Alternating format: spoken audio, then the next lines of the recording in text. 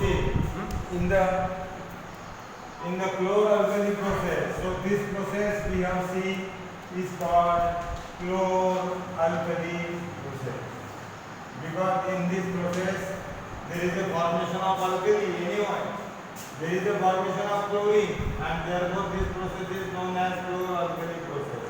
So when the electricity is passed through the aqueous solution of brine, so this is called brine, that is NaCl dissolved in water. Then we get twice NaCl plus twice H2O, giving twice NaOH plus H2 plus Cl2. And I have told you that we get aqueous solution of NaOH near cathode, hydrogen at cathode, chlorine at anode. And see, all the three products which are formed in the chlor-alkali process are having very much uses, or they are having great applications. For example, hydrogen is used as a fuel, that is, it is having high calorific value. Hydrogen is used for the manufacture of ammonia, N2 plus rise H2 giving twice NH3, and you know ammonia is used for the manufacture of fertilizers. So hydrogen. Then chlorine is used as a disinfectant in swimming pool. Then in the preparation of PVC pipe, that is polyvinyl chloride. So PVC pipe, polyvinyl chloride, and having formula CH2, CHCl, Cl, and repeated for n times. So this is the formula of polyvinyl chloride. And vinyl chloride having formula CH2, double bond CH, single bond Cl. This is vinyl chloride. So vinyl chloride when subjected to polymerization, we get polyvinyl chloride. And in this way we get the polyvinyl chloride PVC. And chlorine, you can say is used for the manufacture of for preparing the chlorofluorocarbons, that is in the freeze, or in the refrigerator, in the fridge, and in the cold storage plant, in the AC, air conditioning, we use chlorofluorocarbons. And these chlorofluorocarbons, for example, freon gas having formula CCl2F2, and this freon gas has cooling property, and if this gas is lost from the refrigerator, or you can say from cold storage plant, then cooling property disappears. And in this way the CFCs are prepared from the chlorine gas. Then in the swimming pool, I have told you about the swimming pool. Then NaOH is used for degreasing of metal, to remove the grease. Old grease can be removed by using the sodium hydroxide solution. Then sodium hydroxide is used in the manufacture of soap and detergents. So because the soaps are nothing but the sodium salt of higher fatty acid, which are long and branched hydrocarbon chain, which contain even number of carbon atoms. And so sodium or potassium salt of higher carbonic acid are nothing but the soap. So soaps can be prepared. Then detergents. The detergents are the, you can say, sodium alkyl sulfates of higher alcohol containing more than 12 carbon atoms are known as detergent. So these detergents are manufactured by using the sodium hydroxide. And then you can say sodium hydroxide is also used in the paper industry. Again, that is, in the paper industry, wood pulp is prepared. And this wood pulp is prepared from the fine powder of the wood. In Marathi we call it as bhusa. So that is deep, that is soaked in the alkali, and we get the you can say wood pulp. And this wood pulp is used in the paper industry in the manufacture of semi-synthetic fiber, etc. Synthetic fiber, semi-synthetic fiber, for example, acetate rayon, viscose rayon, then 2-gram ammonium silt. These fibers are prepared. Hydrogen chlorine reaction produces hydrochloric acid, and hydrochloric acid is used to produce the number of chloride salt. Again, you can say various chlorides are used in medicine and thus and for cleaning purposes also. For cleaning steel, hydrochloric acid is used for cleaning steel. So then we have to study about the bleaching powder. So bleaching powder,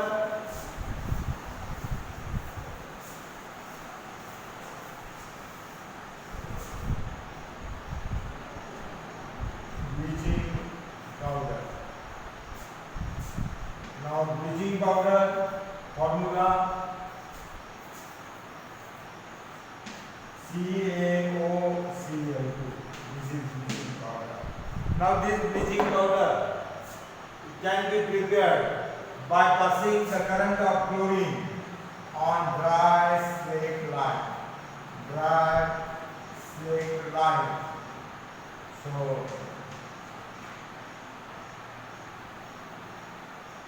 dry slate line. Now plus Cl2 giving CaOCl2 plus what you get plus H2. So this is bleaching powder. Now the structure of the bleaching powder actually is very complex, but we are writing the simple formula of the bleaching powder. And this bleaching powder, for example, when reacted with water, CaOCl2 plus H2O giving CaOH2 plus Cl2. That means this bleaching powder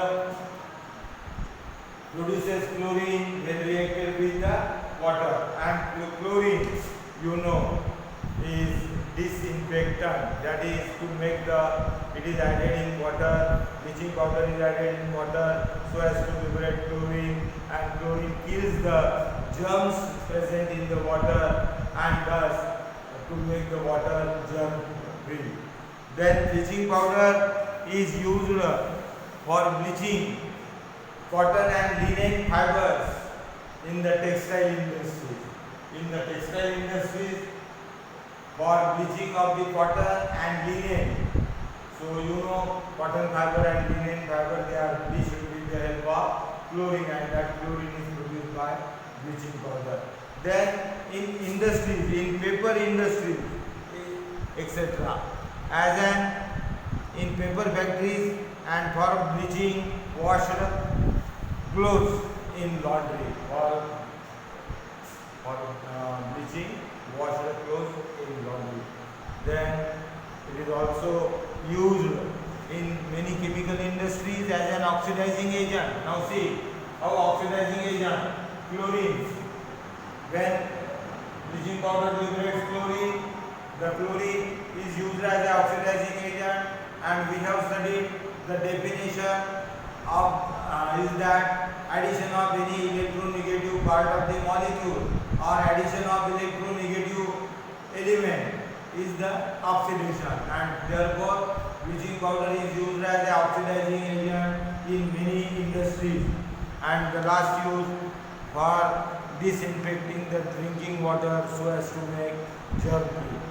So in this way, for bleaching of the cotton and linen fibers in the textile industry, then it is used to make wood pulp in paper factories, for bleaching washed clothes in laundry.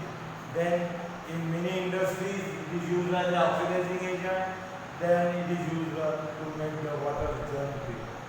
To make the water germ free, because chlorine kills the various germs present in the water. So this is about the bleaching powder. So our municipal corporation, you can say it adds many times the bleaching powder in water so as to make it germ free, isn't it? Because if the germs enter in our alimentary canal, then it causes the various diseases like typhoid, diarrhea, etc. And to avoid that disease, cholera, etc. So to avoid that diseases, the you can say municipal corporation, you can say add bleaching powder in the water so as to make it germ free. Then the next part that we have to study is the baking soda. Now regarding the baking soda, you might have heard the formula of the baking soda. Baking soda is the NaHCO3. So baking soda is NaHCO3. Its chemical name is sodium hydrogen carbonate. Chemical name sodium hydrogen carbonate, baking soda. And you know, in our kitchen we are using the baking soda in order to make the crispy pakoras. So in many food items we are adding the baking soda in order to make it crispy, isn't it? And chemical name sodium hydrogen carbonate.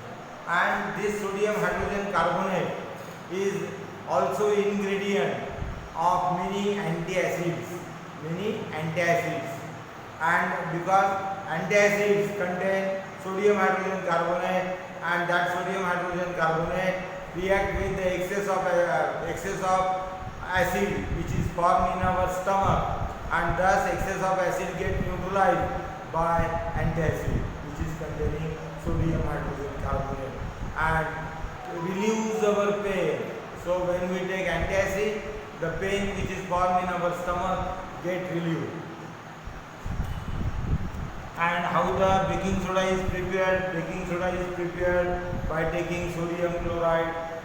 So by taking sodium chloride plus H2O plus CO2 plus NH3, and we get NaHCO3 plus NH4Cl. Now see, NH4Cl, NaCl plus H2O plus CO2 plus NH3.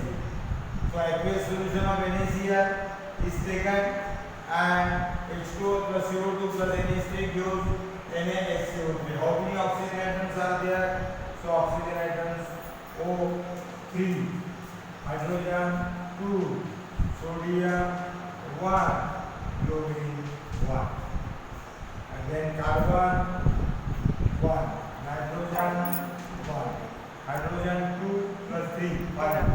So on the left hand side, hydrogens are 5. Now we count Na. So Na 1. Then hydrogen 4 and 1, 5. Hydrogen 5. Oxygen 2 plus 1, 3. Then nitrogen 1. Chlorine 1. So in this way, NaCl plus H2O plus CO2 plus NH3. So NaCl plus H2O plus CO2 plus NH3 gives NaHCO3, and this is the baking soda. And this baking soda we are using in our kitchen to make the crispy pakoras and other items. For example, so generally the baking soda NaHCO3 is added in many food items so as to make it crispy. And similarly, while making the bread, biscuit, we are adding the baking soda so as to form, you can say, in the preparation of cake also we are adding the baking soda so as to make it fluffy and spongy. So there, you can say cake is, in the cake it is added, then in the food material, in the pakoras it is added. So in many food items the sodium hydrogen carbonate is added, and it is prepared like this. And this compound is ammonium chloride. So this is ammonium chloride, and this ammonium chloride is separated from baking soda. Now What is the difference between baking soda and baking powder? Now baking powder is prepared from baking soda by mixing a suitable edible acid. Now suitable edible acid is the tartaric acid. Small quantity of suitable edible acid like tartaric acid is mixed in the baking soda and it forms the baking powder, and the reaction takes place. For example, see, reaction takes place. Baking powder, or you can say NaHCO3 plus H positive and give salt plus CO2 plus H2O. So salt is formed. Now you take HCl, or you can take tartaric acid. Now tartaric acid having formula, see I write here, CHOH, COOH, single bond CHOH, CO. This is tartaric acid. Edible acid. And thus in baking soda, small amount of tartaric acid is added. Yes, sir.